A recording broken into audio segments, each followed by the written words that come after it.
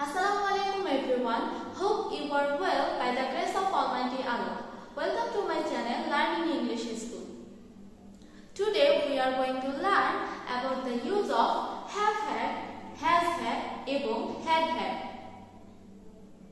ভিডিওটি না টেনে সম্পূর্ণ ভিডিওটি সবাই মনোযোগ সহকারে দেখবেন এবং আপনি যদি আমার চ্যানেলে নতুন হয়ে থাকেন তাহলে প্লিজ চ্যানেলটিকে সাবস্ক্রাইব করে দিবেন এবং অবশ্যই শেয়ার করে দিবেন। Let's not waste our time and let's get into our main topic have had, has had এবং had had. I have আমার আছে। I have had আমার আছে। I had আমার ছিল। I had had আমার ছিল। তো কখন কোনটা বলবো? সেন্টেন্স মেক করার সময় আমরা কখন কোন বাক্যে কোনটা ব্যবহার করব? তো চলুন শিখে নিই। have had, has had and had had এর ব্যবহার। At first, I have আমার আছে। I have a car আমার একটি গাড়ি আছে। I have a pen আমার একটি কলম আছে। I have a book আমার একটি বই আছে। তো এই I have টার্মটি ব্যবহার করা হয় সিম্পল টেন্সের ক্ষেত্রে বা প্রেজেন্ট ইনডিফিনিট টেন্সের ক্ষেত্রে। বাট আমরা I have had এটা কখন ব্যবহার করব? এটা আমরা ব্যবহার করব প্রেজেন্ট পারফেক্ট টেন্সের ক্ষেত্রে। প্রেজেন্ট পারফেক্ট টেন্সের ক্ষেত্রে। প্রেজেন্ট পারফেক্ট টেন্সের স্ট্রাকচার হিসেবে আমরা জানি সাবজেক্ট প্লাস have অথবা has প্লাস V3 এবং প্রেজেন্ট ইনডিফিনিট টেন্সের স্ট্রাকচার হচ্ছে simple subject plus V1 subject plus V1 এটা হচ্ছে প্রেজেন্ট ইনডিফিনিট টেন্সের structure and past indefinite tense structure হচ্ছে subject plus V2 এবং past perfect tense structure হচ্ছে subject plus had plus V3 তো এই হচ্ছে দুটো টেন্সের স্ট্রাকচার আমরা লিখে দিলাম যে প্রেজেন্ট ইনডিফিনিট টেন্সের স্ট্রাকচার হচ্ছে সাবজেক্ট প্লাস V1 যেমন I have আমার আছে এবং প্রেজেন্ট পারফেক্ট টেন্সের স্ট্রাকচার হচ্ছে সাবজেক্ট প্লাস have অথবা has প্লাস V3 এখানে I have had আমার আছে মিনিং কিন্তু একই বাংলা মিনিং কিন্তু একই বাট স্ট্রাকচারের ক্ষেত্রে ডিফারেন্স আছে পাস্ট ইনডিফিনিটের ক্ষেত্রে subject plus V2 past perfect টেন্সের ক্ষেত্রে subject plus had plus V3 এখন আমরা চলে আসি এখানের had এবং এখানকার had এই টার্ম দুটো কি কি এই টার্ম দুটো বলতে আমরা প্রথমে জেনে নিই যে have আচ্ছা এখানে দেখাই have হচ্ছে have V1 had V2 and also had V3 তো খেয়াল করুন এখানে আমি have শব্দটি যখন আমরা মেইন ভার্ব হিসেবে ব্যবহার করি তখন have এর পাস্ট ফর্ম হয়ে যায় had এবং পাস্ট পার্টিসিপল ফর্ম হয় had মানে V1 হচ্ছে ভার্বের প্রেজেন্ট ফর্ম V2 ভার্বের পাস্ট ফর্ম and V3 ভার্বের পাস্ট পার্টিসিপল ফর্ম তো এখানে আমরা have এর V2 হচ্ছে had এবং V3 হচ্ছে had তো আমরা যখন কোনো বাক্যে I have had ব্যবহার করে থাকি তখন এই have হচ্ছে এই স্ট্রাকচারাল have এই যে স্ট্রাকচারটা এটা হচ্ছে এই have হ্যাঁ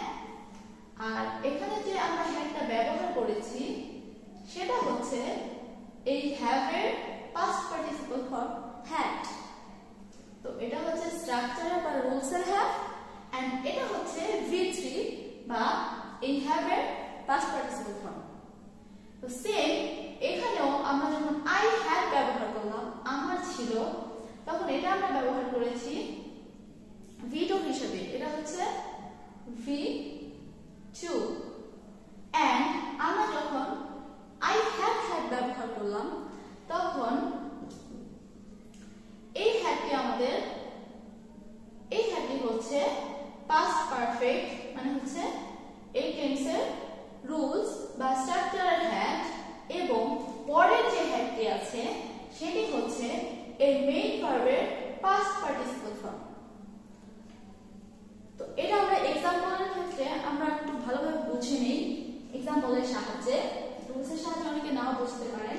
তো এবার একটু ভালোভাবে খেয়াল করুন, আমার একটি বই আছে, আমার একটি বই আছে। I have a book. I have a book. আমার একটি বই আছে। বাট যখন আমি বলি আমার 2 বছর ধরে একটি বই আছে, 2 বছর ধরে, আমার 2 বছর ধরে একটি বই আছে, তখন কিন্তু একটি পারফেক্ট টেন্স হয়ে গেল যে আমার 2 বছর ধরে একটি বই আছে। যখন কোনো টাইম পিরিয়ড উল্লেখ করা থাকবে বা টাইম মেনশন করা থাকবে যে এরকম ফর এক্সাম্পল 2 বছর ধরে, 3 বছর ধরে, 6 মাস ধরে, 2 মাস ধরে, 2 দিন ধরে, এরকম যখন কোনো সময় মেনশন করা থাকবে তখন আমরা পারফেক্ট টেন্সের রুলস ফলো করব যে এখানে হবে তখন I have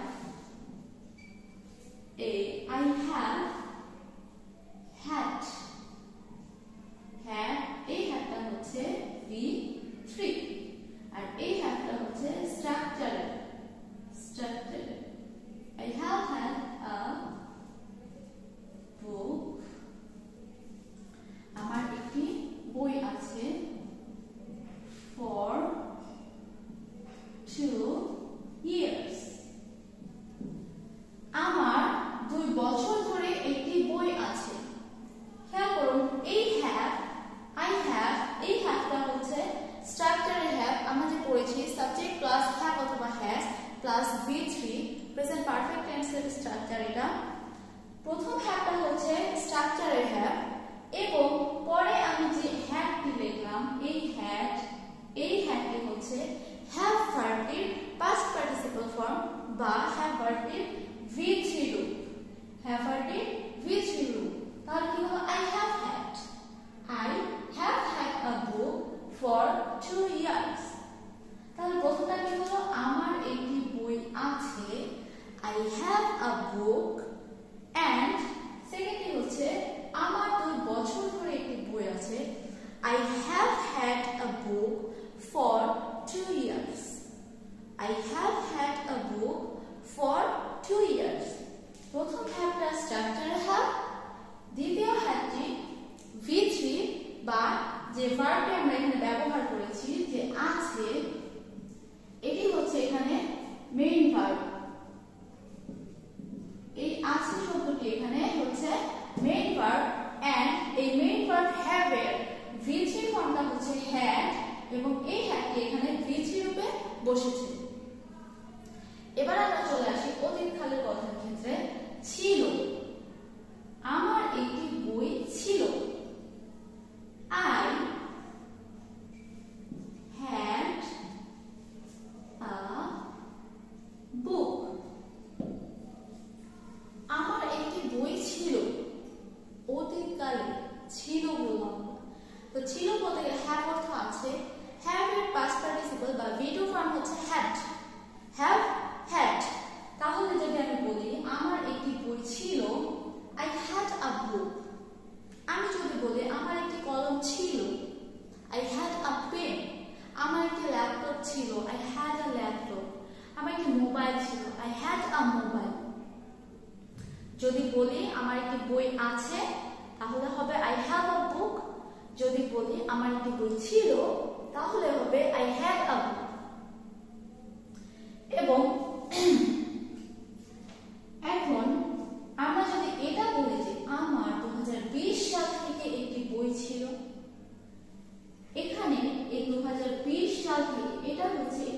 করে দিল 2020 সাল থেকে সময়, এটা কি সময়, এখানে আমাকে সময় মেনশন করে দেওয়া হলো যে আমার 2020 সাল থেকে একটি বই ছিল। তাহলে আমি কি করব, আই হ্যাড। আচ্ছা, এতটুকু আমরা বুঝি যে আমার একটি বই ছিল, মানে আমার ছিল আই হ্যাড, আমার একটি বই ছিল, এখানেও এটা আছে, আমার একটি বই ছিল, আই হ্যাড আমার ছিল, আই হ্যাড আমার ছিল। এখন যেহেতু এখানে টাইম মেনশন করা, তাহলে এটা আমরা পাস্ট পারফেক্ট টেন্সের স্ট্রাকচার অনুযায়ী ইংরেজি করব। তো স্ট্রাকচারটা আমরা আবার একটু পড়ে নিই। Subject plus had plus V3, subject plus had plus V3। তাহলে এখানে আমরা ফার্স্টে স্ট্রাকচারে হ্যাডটি লিখলাম, আমার ছিল আই হ্যাড। এখন আমরা V3 ফর্মটা লিখব যে এখানে ছিল ভার্বটি হচ্ছে হ্যাড, জিরো ভার্বটি হচ্ছে হ্যাড, এটা হচ্ছে হ্যাভ এর V2 ফর্ম ছিল হ্যাভ, হ্যাড এবং হ্যাড। একটু খেয়াল করুন, I had had, I had had. ফার্স্টেরটা হচ্ছে স্ট্রাকচারের হ্যাড এবং পরেরটি হচ্ছে এই V3, এই হ্যাড, এটা হচ্ছে V3। তাহলে I had had a book, I had had a book। তারপর কি আসলো 2020 সাল থেকে। আমরা পারফেক্ট টেন্সের রুলস অনুযায়ী আমরা জানি এই টেন্সটাতে ফর এবং সিন্স দুটি টার্ম ব্যবহার করা হয়। যে আপনার যদি থেকে বা হতে থাকে তখন আপনি সিন্স ব্যবহার করবেন। কি ব্যবহার করবেন? Since, since 2020। বাট যখন আমাদের কাছে বলা থাকে যে 2 দিন ধরে বা 2 বছর ধরে, তখন আমরা ফর ব্যবহার করব। এই যে এখানে ফর ব্যবহার করব। আশা করছি এতটুকু কনসেপ্ট ক্লিয়ার হয়েছে যে আমার একটি বই আছে, আই হ্যাভ আ বুক। আমার 2 বছর ধরে একটি বই আছে, I have had a book for 2 years. আমার একটি বই ছিল, আই হ্যাড আ বুক। আমার 2020 সাল থেকে একটি বই ছিল, I had had a book since 2020। First perfect টেন্সটাকে আমরা আরেকটু যদি একটু ক্লিয়ার করি তাহলে হবে যে এখানে আমরা ধরুন আমরা অতীতকালে দুটি কাজ করেছি। তো দুটি কাজ হচ্ছে আমার এখানে, ধরুন অতীতকালে আমি দুটি কাজ করেছি। ফার্স্ট কাজটি হচ্ছে আমার এখানে যে ধরুন আমি গ্রাজুয়েশন শেষ করেছি, I completed my graduation। আমি গ্রাজুয়েশন কমপ্লিট করার আগে আমার কিছু বই ছিল, some books, I had some books, sorry, I had some books। আচ্ছা, এখানে আমি দুটি কাজ অতীতকালে করলাম।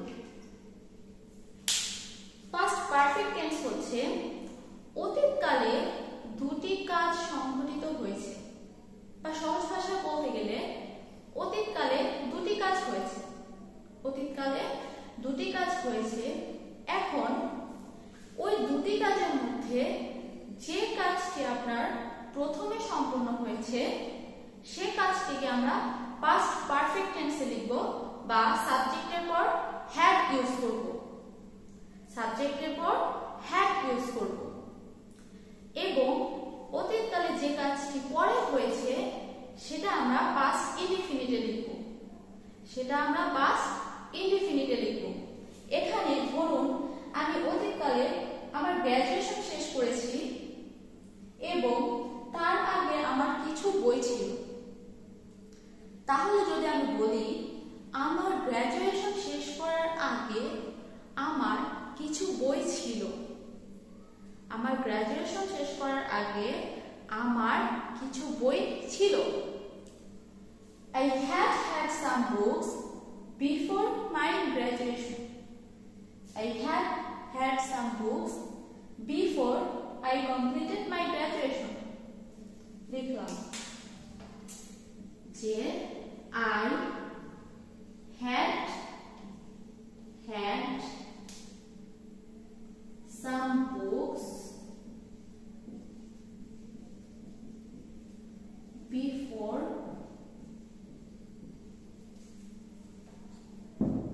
I completed graduation. খেয়াল করুন এখানে had এটা কিন্তু আমি past perfect tense লিখলাম যে before এর আগে had বসে, before এর আগে had বসে মানে হচ্ছে এটা একটু শর্ট টেকনিক মনে রাখার যে before এর আগে হয় past perfect নামটা এবং পরে past indefinite নামটা হয় মানে হচ্ছে এটা হচ্ছে V2, এটা হচ্ছে V2। এখানে আমি বললাম I had some books, আমার কিছু বই ছিল before I completed graduation, graduation করার আগে। তো এই যে দুটো had ইউজ করলাম, ফার্স্ট এর হ্যাডটা হচ্ছে স্ট্রাকচারের হ্যাড এবং পরের হ্যাডটি হচ্ছে have ভার্বটির past participle form বা V3। have have হচ্ছে এখানে মেইন ভার্ব হিসেবে ব্যবহার হচ্ছে, have এর past form হচ্ছে had এবং past participle form হচ্ছে had। তো আশা করছি এবার have had, has had এবং had ব্যবহার করা নিয়ে আমাদের মধ্যে আর কোনো প্রবলেম থাকবে না। তো এই যে রুলস গুলো এবং এক্সাম্পল গুলো খাতায় নোট ডাউন করে প্র্যাকটিস করতে হবে। এখানে আমি একটি করে এক্সাম্পল দিয়েছি, আপনারা নতুন নতুন এক্সাম্পল বানিয়ে খাতার মধ্যে নোট ডাউন করে লিখে সেন্টেন্স মেক করবেন এবং বারবার করে স্ট্রাকচারগুলো ভালো করে শিখে নেবেন, তারপর এক্সাম্পলগুলো প্র্যাকটিস করবেন। আশা করছি কয়েকদিন প্র্যাকটিস করতে থাকার মধ্যে সবার এই বিষয় নিয়ে আর কোনো প্রবলেম থাকবে না। Try to make some other sentences by using these rules and by using various examples.